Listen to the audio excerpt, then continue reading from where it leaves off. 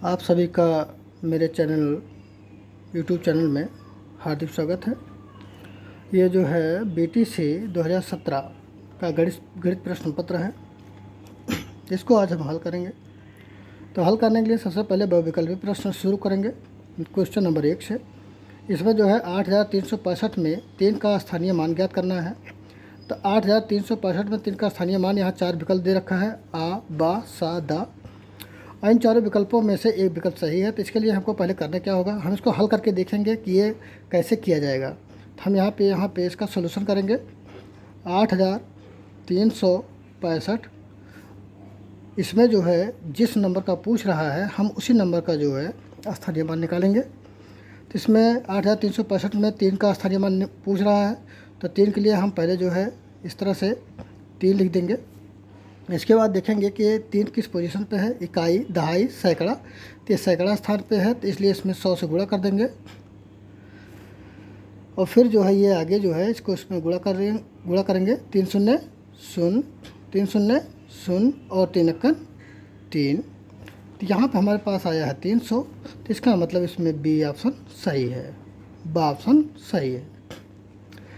दूसरे प्रश्न पे है कौन सा जोड़ा एक दूसरे का व्युत्क्रम है।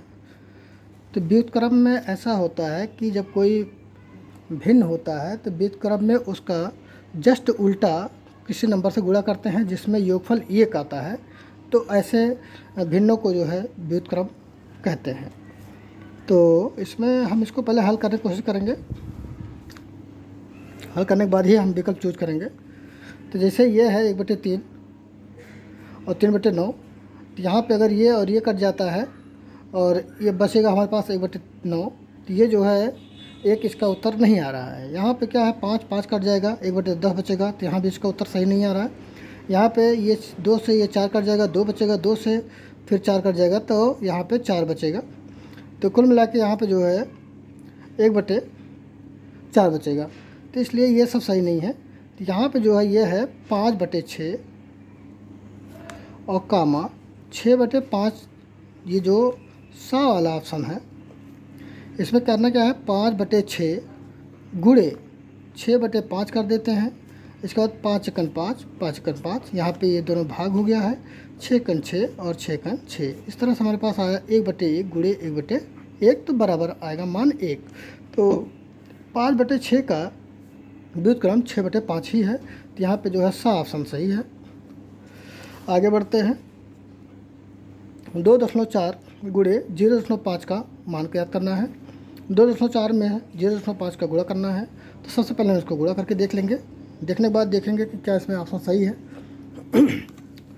तो सीधे 2.4 गुणे 0.5।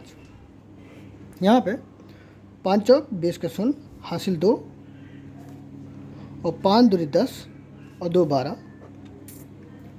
ठीक। और फिर इसका चाहे तो शून्य से भी कर सकते हैं, 0 चौके 0 और 0 0 0। ठीक है। इस तरह से फिर यहाँ पे इसको जोड़ लेंगे, यहाँ पे 2 और यहाँ पे 1। अब यहाँ पे हम देखेंगे कि जो है कितने अंक बाद जो दशमलव लगा है। तो यहाँ 1 अंक यहाँ है और 1 अंक यहाँ है। तो 1 अंक बाद यहाँ दशमलव लगा है, 1 अंक बाद यहाँ दशमलव लगा है। इस तरह से 2 अंक बाद दशमलव लगा है। तो इसलिए जो हम 2 अंक बाद दशमलव लगा देंगे, 1 अंक ये, 1 अंक ये, और इसके बाद इन 2 अंकों के बाद हम यहाँ पे दशमलव लगा देंगे। तो हमारे पास उत्तर जो आएगा 1.20 होगा, जिसके लिए बी ऑप्शन सही है।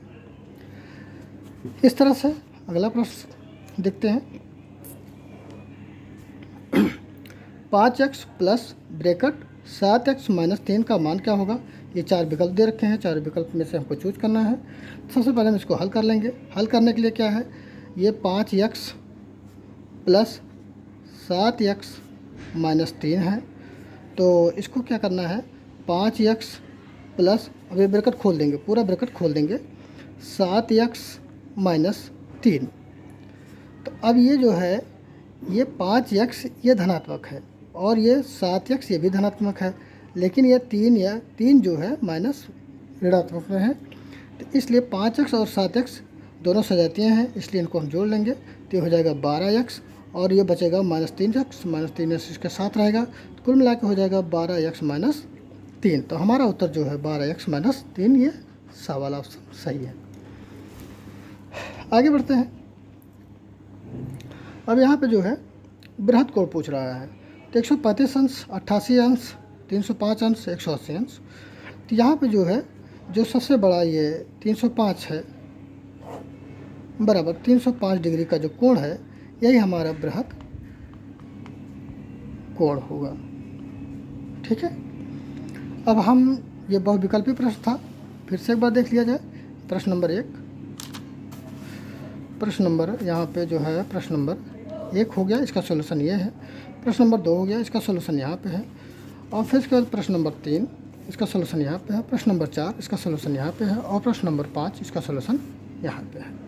इस तरह से हम जो है अब आगे बढ़ते हैं, आगे बढ़ेंगे अर्थलघुत्तरीय प्रश्न की तरफ। मैंने प्रश्न पहले लिख रखा है, तो अब हम लोग शुरू करते हैं। 15 के अभाज्य गुणनखंड लिखिए। तो सबसे पहले हमको ये देखना है, अभाज्य गुणनखंड का मतलब ये है कि ऐसी गिनती जो 1 से कटे या फिर स्वयं से कटे तो वो अभाज्य नंबर होते हैं। तो हम सबसे पहले 15 का गुणनखंड कर लेंगे। तो 15 का गुणनखंड करने के लिए हमको जो है इसको पहले 3 से काटना पड़ेगा। 3 से भाग देंगे तो 5 बार जाएगा, 3 5 15। फिर इसके बाद जो है इसको हम 5 से भाग देंगे तो 5 एकम 5 हो गया। तो इस तरह से 15 का जो गुणनखंड हुआ 1 गुणे 3 और गुणे 5।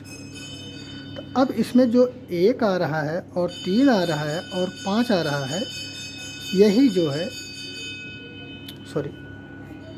यही 15 का अभाज्य गुणनखंड है। क्योंकि ये 1 खुद से ही कटेगा, 3 भी खुद से ही कटेगा, 5 भी खुद से ही कटेगा। तो इसलिए जो है ये संख्याएं जो आई हैं ये अभाज्य संख्याएं हैं, और इसीलिए 15 का अभाज्य गुणनखंड जो है 1 3 5 है। अगला प्रश्न है, x माइनस वाई में क्या जोड़ें कि योगफल 2x प्लस वाई हो जाए। तो इसमें ऐसा है, अगर हम कहें कि 6 में क्या जोड़े कि 10 बन जाए, तो इस तरीके से हमको अमूमन लोग कह देंगे 4 जोड़े पे 10 मिल जाएगा, लेकिन ऐसा नहीं है। अगर हम कहें 6 में क्या जोड़े कि 10 मिल जाए, तो इसके लिए जो है 10 में से हमको 6 माइनस करना पड़ेगा। तो अब इसमें जो है x माइनस वाई में क्या जोड़ दें कि योगफल इतना हो जाए। तो हम क्या करेंगे कि इसमें से इसको घटा देंगे। सबसे पहले यहाँ लिखेंगे 2x प्लस वाई और उसके बाद x माइनस वाई, और उसको घटाना है। तो यहाँ पे घटाव का निशान लगेगा, और जैसे यहाँ पे घटाव का निशान लगेगा तो फिर ये क्या करेगा, ये माइनस इस माइनस को कर देगा प्लस, मतलब अब इसका प्रभाव ख़त्म हो गया, यहाँ पे प्लस हो गया है। तो यहाँ पे जो है एक y यहाँ पे है और एक y यहाँ पे है, तो कुल मिला के यहाँ पे हो गया 2y, और यहाँ प्लस है तो प्लस आ जाएगा। अब चूँकि यहाँ पे माइनस है और यहाँ पे 2x है, तो ये 2x में से जब एक x माइनस हो जाएगा तो यहाँ पे बचेगा सिर्फ x। तो इसका मतलब हमारा उत्तर जो आया है इसमें x प्लस 2y उत्तर आएगा। आगे बढ़ते हैं 8 नंबर प्रश्न पर। यदि किसी चतुर्भुज की चारों भुजाएं बराबर हों तथा प्रत्येक कोण 90 अंश का हो तो ऐसे चतुर्भुज को क्या कहते हैं। देखिए, हम यहाँ पे जो है चतुर्भुज बना लेंगे बराबर, जिसकी सभी भुजाएं बराबर होंगी। तो सभी भुजाएं बराबर करने के लिए हमको जो है इस तरह का एक चतुर्भुज बना लिए। अब इसकी सभी भुजाएं बराबर हैं, ये बराबर इसके है और इसके बराबर इसके है, मतलब सब बराबर है। तो यहाँ ये कोण 90 अंश का है, ये कोण 90 अंश का है, और ये भी कोण 90 अंश का है, ये भी कोण 90 अंश का है। तो इस तरह से जिसकी चारों भुजाएं बराबर हों और प्रत्येक कोण 90 अंश का हो, तो वो जो है वह चतुर्भुज वर्ग कहलाता है। क्या कहलाता है? वर्ग कहलाता है। तो ये क्या है? वर्ग है। अगले प्रश्न की तरफ बढ़ते हैं। दो संख्याओं का मासा 16 तथा उनका गुणनफल 64 है, तो उनका लासा ज्ञात करना है। तो ये भी बहुत कठिन प्रश्न नहीं है, इसको बहुत आसानी से भी हल कर सकते हैं। इसका एक फार्मूला होता है। इसमें जो सूत्र जो अप्लाई होगा, सूत्र यहाँ पे लासा गुणे मासा बराबर गुणनफल, ये हमारे पास फार्मूला है। तो लासा हमको दे नहीं रखा है, तो लासा की जगह पे लासा ही रहने देते हैं। मासा की जगह पे मासा जो है यहाँ पे 16 दे रखा है, तो यहाँ पे 16 लिख दिया बराबर। गुणनफल हमारे पास 6400 है, 6400 है, 6400 लिख दिया। अब ये जो है लासा बराबर हो जाएगा 6400, और ये नंबर इसके नीचे जाएगा भाग में, मतलब यहाँ पे आएगा नीचे भाग में। ठीक है, तो अब इसको हम भाग दे लेते हैं। यहाँ भाग दे देते हैं 6400 भागे 16, 16 चौका 64 होता है। यहाँ पे जो है 0 हो गया, 0 हो गया। इसके बाद ये 0 उतार लेंगे। अब 16 का पहाड़ा 0 बार पढ़ेंगे, तो फिर 0 बार पढ़ेंगे तो 0 हो जाएगा, फिर 0 हो गया सब। फिर इसके बाद ये 0 उतार लेंगे, फिर इसके बाद 16 पढ़ा, फिर 0 बार पढ़ेंगे, फिर सब 0 हो जाएगा। इस तरीके से सब 0 आएगा। तो कुल मिला के यहाँ पे जो है जब ये कट डिवाइड होगा तो ये होगा 400। तो मतलब लासा कितना आया है? 400। मेरे ख्याल से समझ में आ गया होगा। लासा यहाँ 400 हो गया। अगले प्रश्न पर बढ़ते हैं।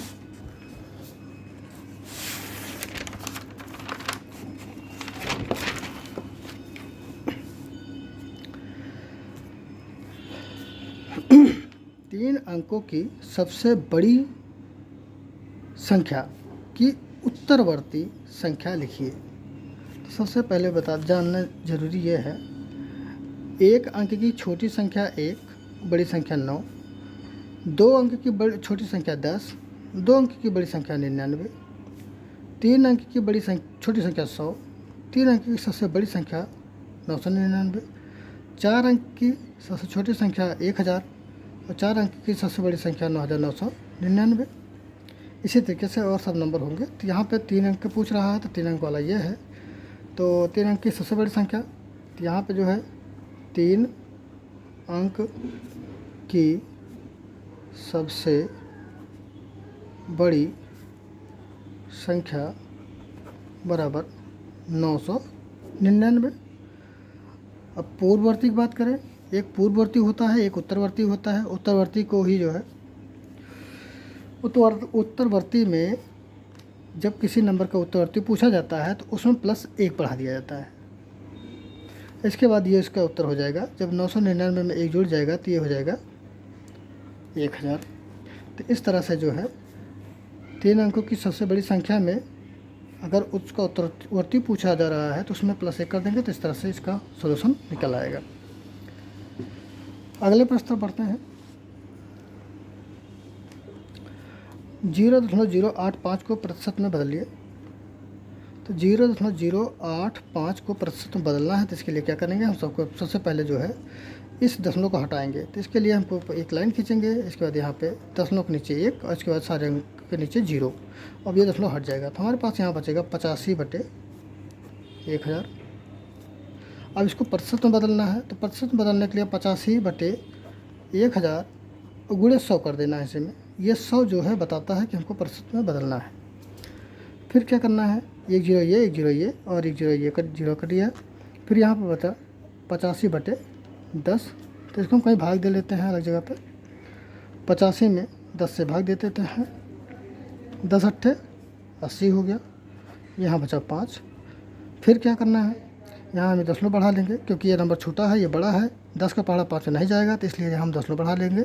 10 में बढ़ाने पर यहाँ पे 0 आ जाएगा, फिर 10 बचे 50 हो जाएगा और ये फिर 0 हो जाएगा। तो हमारे पास जो यहाँ पे आया है 8.5% आया है। हमारे पास यहाँ अगला प्रश्न है, पटरी और प्रकार की सहायता से 90 अंश का कोण बनाइए। तो इसके लिए जो है सबसे पहले हम पटरी लेंगे, ये पटरी एक गोला प्रकार, और इसको जो है सबसे पहले एक रेखा खींच लेंगे, कोई भी एक रेखा खंड खींचेंगे। रेखा खंड हम ये खींच लिए, इस तरह से रेखा खंड खींच लिया। अब इसके चाहे इस छोर से या इस छोर से हम 90 अंश का कोण बना सकते हैं। तो इसके लिए ज़रूरी है कि इस छोर पर या इस छोर पर कहीं भी रखकर एक चाप लगाना है। चाप लगाएंगे इसे,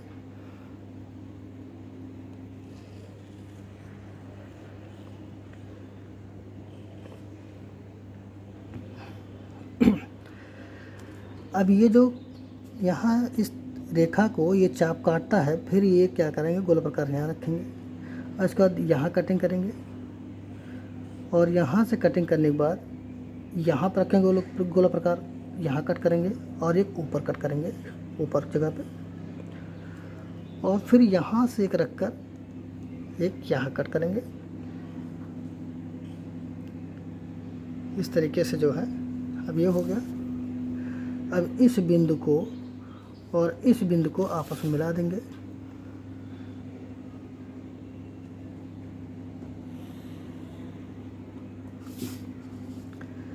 इस तरह से ये जो कोण बना हुआ है ये 90 अंश का कोण है। इसके लिए हम चांदा की सहायता से इसको देख भी लेंगे कि ये 90 अंश का बना है कि नहीं बना है। ये चांदा है, ये जो बीच की लाइन है, ये इसका कॉर्नर हमको यहीं रखना है। तो इसका कॉर्नर हम यहाँ रखते हैं और इस तरह से हम देखते हैं कि 90 अंश का बना है कि नहीं बना है। ये बिल्कुल ठीक 90 अंश का बना है, ठीक 90 अंश का बना है। इस तरह से देख लीजिए, ये लाइन, ये पूरी लाइन, ये चांदे का लाइन इस लाइन के ऊपर है और ये 90 वाला लाइन बिल्कुल ठीक 90 के ऊपर है। इस तरीके से 90 अंश का कोण बनाया जा सकता है। अभी आप लोगों ने देखा कि पटरी प्रकार की सहायता से 90 अंश का कोण बनाना था, जो बना दिया गया है। अब अगला प्रश्न है हमारे पास, रमेश के बगीचे में विभिन्न प्रकार के फूलों के पौधे लगाए गए। नीचे दी गई सारणी में इन पौधों की संख्या दी गई है, इन्हें पिक्टोग्राफ द्वारा प्रदर्शित कीजिए। पिक्टोग्राफ द्वारा प्रदर्शित करने का मतलब यह है, पिक्टोग्राफ मीन्स ये है कि उसको जो है चित्र के माध्यम से प्रदर्शित करना है। इसके लिए हम सॉल्यूशन करेंगे इधर दूसरे पेज पर।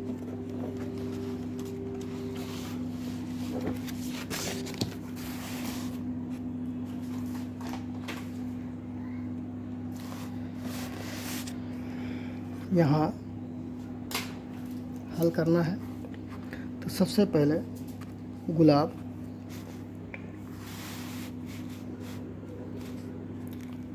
सबसे पहले यहाँ लिखेंगे गुलाब, फिर इसके बाद है गेंदा,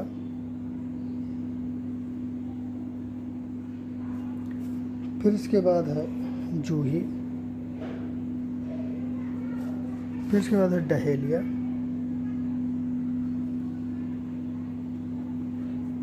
और अंत में है रजनीगंधा।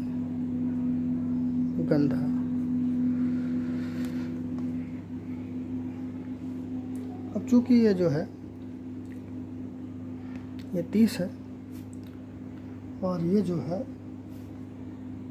25 है, ये 10 है, ये 15 है और ये 45 है। तो इस तरीके से जो है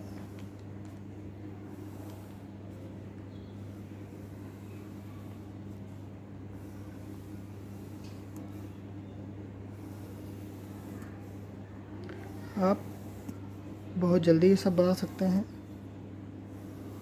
ये हो गया। यहाँ पे हमको एक पैमाना लिखना पड़ेगा। पैमाना ये है, पैमाना मतलब एक फूल बराबर 5 फूल। मीन्स मतलब ये एक जो फूल का चित्र है ये 5 फूलों को प्रदर्शित करता है। ठीक है, तो इस तरीके से जो है, अब इसमें गुलाब में 30 पौधे हैं, 30 फूल हैं, तो हमको यहाँ पे जो है इस तरह का 5 चित्र बनाना पड़ेगा। इस तरह का 5 चित्र बनाना पड़ेगा। इस तरह का 5 चित्र बनाना पड़ेगा। 1 2 3 4 और ये 5। एक फूल मीन्स एक जो चित्र है इसका मतलब 5 फूल है। तो 5 5 10 5 15 5 20 5 25 और ये 5 6 30।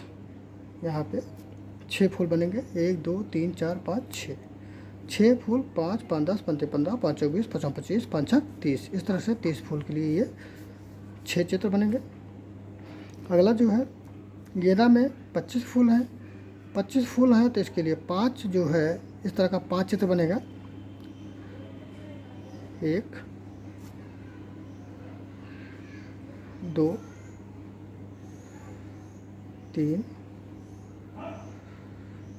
4 और ये 5।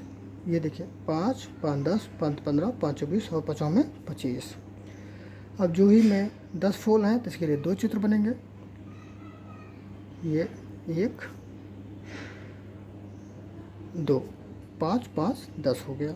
यहाँ पे 15 है तो 15 के लिए 3 चित्र बनेंगे। 1 2 3 5 5 10 5 15, ये 15 हो गया। अब यहाँ पे जो है 45 है, तो 45 के लिए हमको जो है 9 फूल 9 चित्र बनाने पड़ेंगे।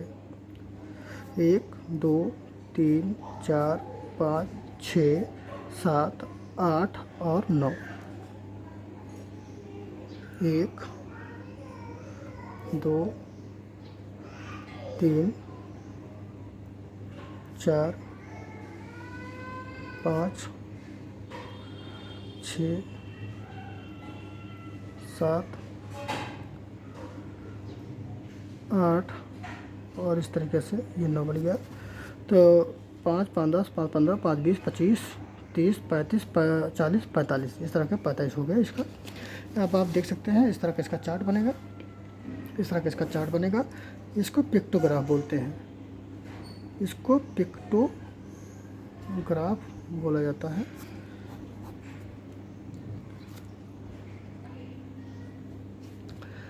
अब यहाँ पे जो है ये 13वां प्रश्न हो चुका है। ये 13वां प्रश्न था, 13 का उत्तर है ये।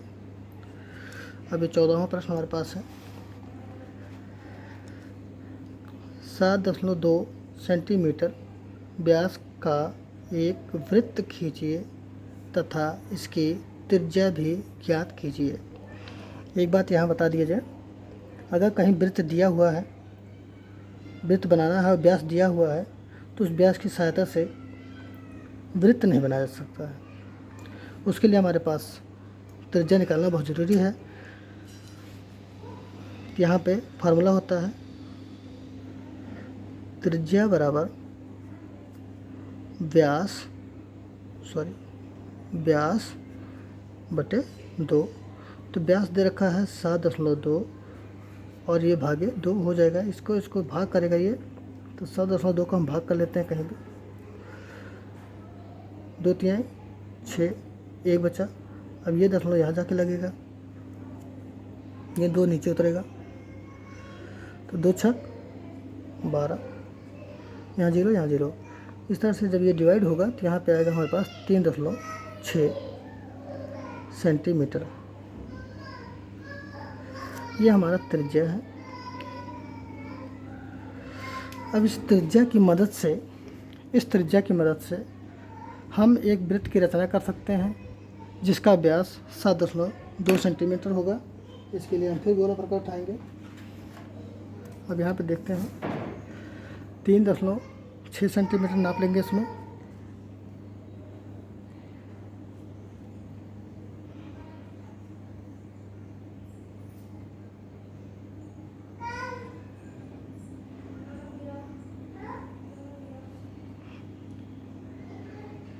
यहाँ पे 1 सेंटीमीटर, 2 सेंटीमीटर, 3 सेंटीमीटर और ये 6.6 सेंटीमीटर यहाँ पे आ रहा है। इस तरह से देखा जाए तो इस तरह देखा जाए। अब क्या करना है, हमको यहाँ पे रख के एक वृत्त बनाना है।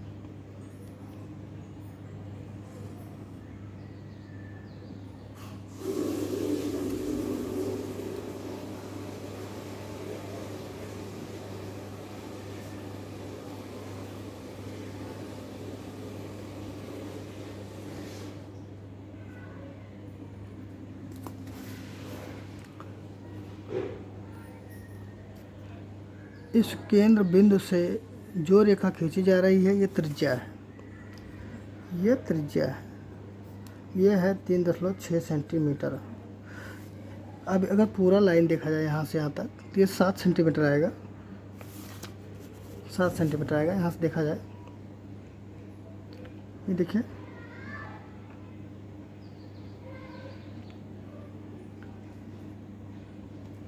ये 7.2 आएगा। ये देखिए एग्जैक्ट जो है 7.2, 1 centimetre, 2 centimetre, 3 centimetre, 4 centimetre, 5 centimetre, 6 centimetre और 7 सेंटीमीटर। यहाँ पे पॉइंट जो आगे बढ़ रहा है तो ये पूरा यहाँ से यहाँ तक पूरा डिस्टेंस जो है 7.2 का है पूरा। तो इसका जो है इस वृत्त का व्यास बराबर 7.2 सेंटीमीटर है और त्रिज्या बराबर 3.6 सेंटीमीटर है। अगला प्रश्न हमारा है, पार्श्व चित्र में आयत की भुजाएं, पार्श्व चित्र में आयत की भुजाएं दी गई हैं, इनका परिमाप ज्ञात कीजिए। तो आयत का परिमाप फार्मूला होता है, आयत का परिमाप बराबर 2 गुणे लंबाई धन चौड़ाई। तो 2 गुणे लंबाई इसमें है 9 सेंटीमीटर और प्लस चौड़ाई है 3 सेंटीमीटर। तो यहाँ पे हो जाएगा 2 गुणे 9 3 12 सेंटीमीटर।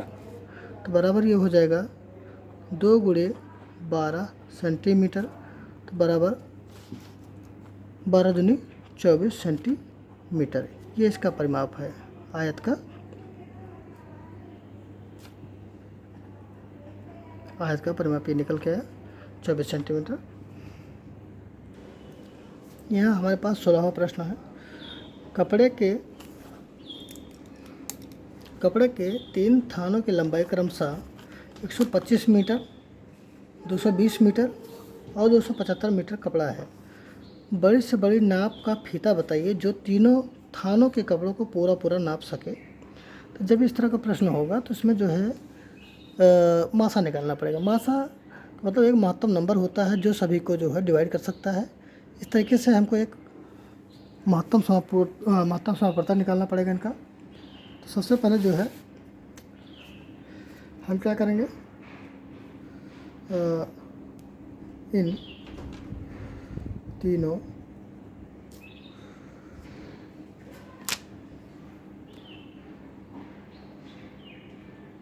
संख्याओं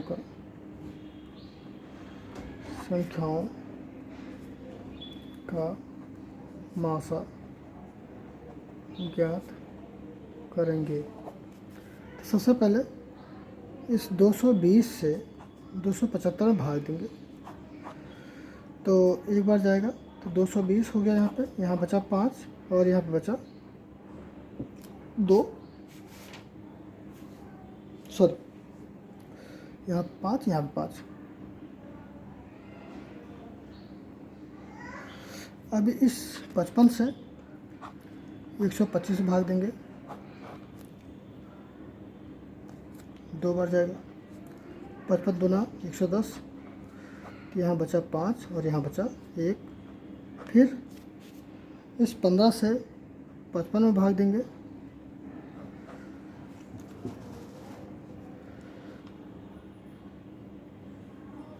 15 3 45, यहाँ पे 0 और यहाँ 1। फिर 10 से इस 15 में भाग देंगे, 10 अक्कन 10, फिर यहाँ बचा 5, इस 5 से 10 में भाग देंगे, तो 5 दूनी 10, यहाँ पे हो गया 0। तो इस तरीके से जो सबसे लास्ट में हमारा जो अंक आया है ये 5 आया है। यहाँ पे अंत में 5 से भाग देने पर भागफल 0 हो जाता है। अतः 5 मासा है, अतः 5 मासा है और 5 मीटर की लंबाई का पैमाना सभी थानों को माप सकता है।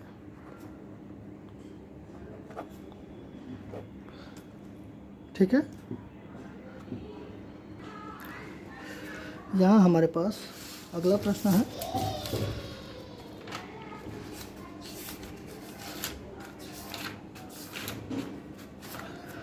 एक परीक्षा में 75% बच्चे उत्तीर्ण हुए। यदि परीक्षा में 1500 बच्चे बैठे हों तो कुल कितने बच्चे अनुत्तीर्ण हुए? तो सबसे पहले हम इसको अगर हल करना शुरू करेंगे तो सबसे पहले यहाँ लिखेंगे कुल बच्चों की संख्या बराबर 1500, उत्तीर्ण बच्चों का प्रतिशत बराबर 75%। अब यहाँ पे उत्तीर्ण बच्चों की संख्या बराबर 1500 का 75%। यहाँ का मतलब होता है गुणा, तो यहाँ पे आगे हो जाएगा बराबर 1500 गुणे 75 बटे 100। अभी 1 0 ये 1 0 ये और 1 0 ये 1 0 ये कट गया। इस तरीके से 15 गुणे 75 हो गया। इसको गुणा कर लेंगे 15 × 5 = 75, 5 हासिल 7, 15 × 7 = 105, 105 में 7 जोड़ देंगे हो जाएगा 112 बच्चे, ये उत्तीर्ण बच्चे हैं।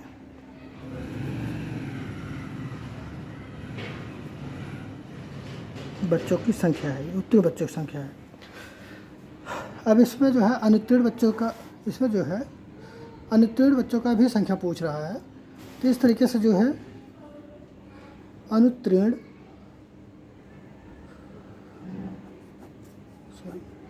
बच्चों की संख्या बराबर 1500 कुल बच्चे थे, उसमें से जो पास हुए हैं ये पास हुए हैं, इनको हटा देंगे, इसको हटा देंगे उसमें से।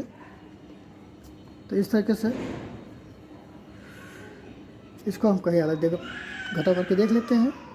1500 - 1175, यहाँ देखिए यहाँ 0 है, यहाँ 5 है, 0 से 5 नहीं घटेगा। यहाँ ये बगल से उधार मांगेगा, इसके पास कुछ भी नहीं है, ये इससे उधार मांगेगा। तो जब ये इससे उधार मांगेगा ये हो जाएगा 10 और ये बचेगा 4, ये बचेगा 4 और ये इसको उधार दे देगा 1 दहाई, तो ये हो जाएगा 10, इसके पास बचेगा 9, इसके पास बचेगा 9। अब ये 10 में से 5 गया तो यहाँ पे 5 और ये 9 में से 7 गया तो बचा 2 और ये 4 में से 1 गया तो बचा यहाँ पे 3 और यहाँ 1 में से 1 गया तो बचा 0। तो कुल मिला के हमारे पास यहाँ पे आया 0 3 2 5 बच्चे। इसका मतलब ये है कि 325 बच्चे अनुत्तीर्ण हो गए, अनुत्तीर्ण हुए। सॉरी, यहाँ थोड़ा गड़बड़ी हो गई, ये 2 होना चाहिए।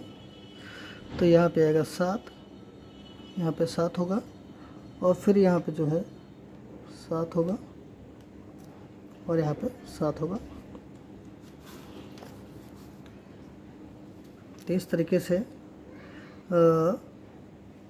1500 में से 1125 घटेगा तो 375 बचेगा।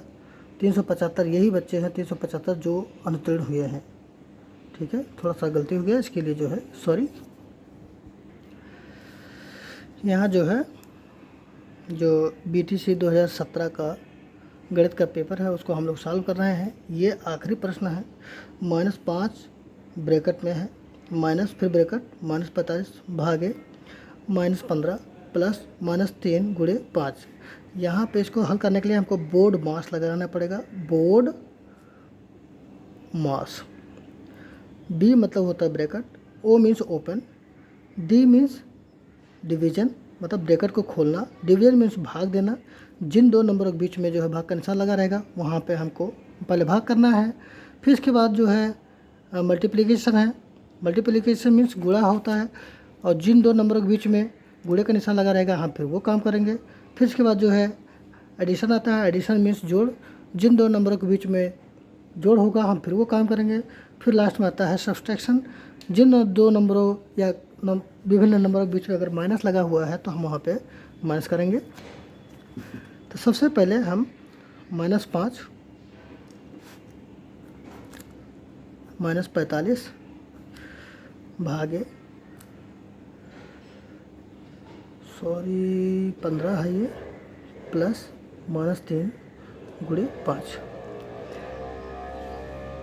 यहाँ पे -5 और ये जब खोलेंगे ब्रैकेट ये +45 हो जाएगा, क्योंकि ये माइनस इस माइनस को प्लस कर देगा, ये माइनस इस माइनस को प्लस कर देगा, भागे और ये -15 है और प्लस ये -3 है और गुणे 5 है।